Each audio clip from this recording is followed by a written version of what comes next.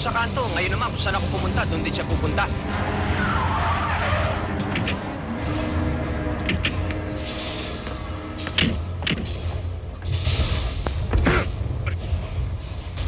Ikaw ba, nananadya ka talaga? Pag kumanan ako, kakanan ka rin. Pag kumaliwa ako, kakaliwa ka rin. Parang nakakalalaki niyan eh. Ha? Bumaba ka dyan. Baba! Uy, wag na. Tama na. Kaya mo ako. Sobra na ito eh. Naku, Bakit? kasi... May reklamo ka ba?